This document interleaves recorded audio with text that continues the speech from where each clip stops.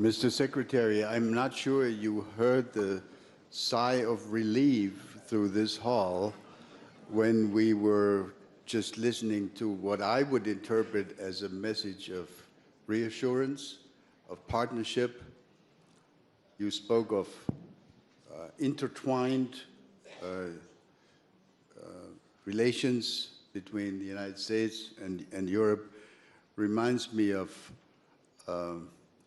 statements made decades ago by your predecessors when the discussion was, is actually America a European power? Is America a power in Europe?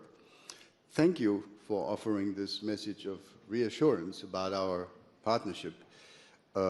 This is actually not the first time that Marco Rubio is here at the Munich Security Conference. He's been here before, a couple of times, but it's the first time he has been, and he is the speaker as Secretary of State. So thank you again. We have only a couple of minutes now for just a few questions. And if I may, we collected questions from the audience. One of the sort of key issues here yesterday, today, is of course, continues to be the question of how to deal with the war in Ukraine. Many of us in the discussions of the last day, last 24 hours, have voiced their impression that the Russians, let me put it colloquially, the Russians are playing for time. They're not really interested in a meaningful settlement. There is no indication that they're willing to compromise on any of their maximalist objectives.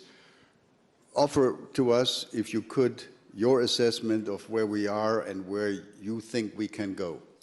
Well, I think where we are at this point is that the issues at play that have to be, here's the good news. The good news is that the issues that need to be confronted to end this war have been narrowed. That's the good news. The bad news is they've been narrowed to the hardest questions to answer, and work remains to be done in that front. I hear your point about, well, the answer is we don't know. We don't know if the Russians are serious about ending the war.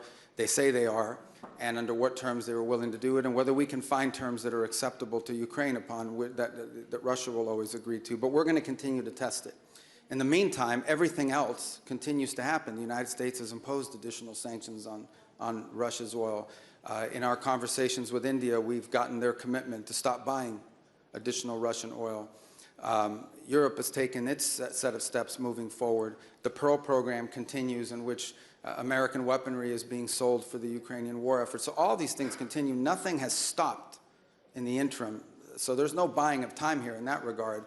What we can't answer, but we're going to continue to test, is whether there is an outcome that Ukraine can live with and that Russia will accept. And I would say it's been elusive up to this point. We've made progress in the sense that for the first time, I think, in years, at least at the technical level, there were military officials from both sides that met together last week, and there'll be meetings again on Tuesday, although it may not be the same group of people. Look, we're going to continue to do everything we can to play this role of bringing this war to the end. I don't think anybody in this room would be against a negotiated settlement to this war, so long as the conditions are just and sustainable. And that's what we aim to achieve, and we're going to continue to try to achieve it, even as all these other things continue to happen on the sanctions front and so forth. Thank you very much. I'm sure if we had more time, there would be many questions on Ukraine. But let me conclude by asking a question about something entirely different. The next speaker here in just a couple of minutes will be the Foreign Minister of China. When you served in the Senate, sir, people considered you a kind of a China hawk. So did they. So did they. Yeah. We know that there will be, in about 2 months' time, a summit meeting between President Trump and President Xi Jinping. Give us your expectation. Are you optimistic? Can there be a quote-unquote deal with China?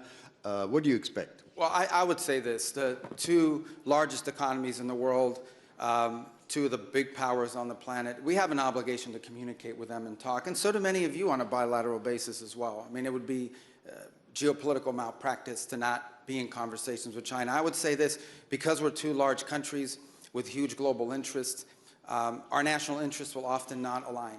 Their national interest and ours were not aligned, and we owe it to the world to try to manage those as best we can, obviously avoiding conflict, both economic and worse. And so it's important for us to have communications with them in that regard. On areas in which our interests are aligned, I think we can work together to make positive impact on the world, and we seek opportunities to do that with them.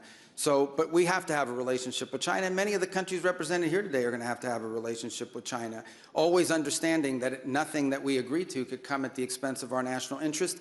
And frankly, we expect China to act in their national interest, as we expect every nation state to act in their national interest. And the goal of diplomacy is to try to navigate those times in which our national interests come into conflict with one another, always hoping to do it peacefully. I think we also have a special obligation because whatever happens between the U.S. and China on trade has a global implication.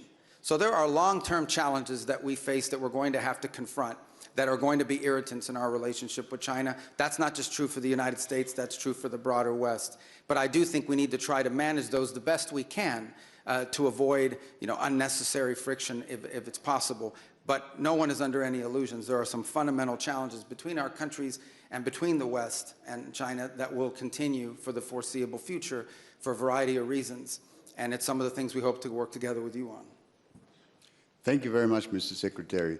We've run out of time. I'm sorry that I can't take questions from all those who wanted to ask questions. Mr. Secretary of State, thank you for this message of reassurance. I think this is much appreciated here in the hall. Let's offer a round of applause.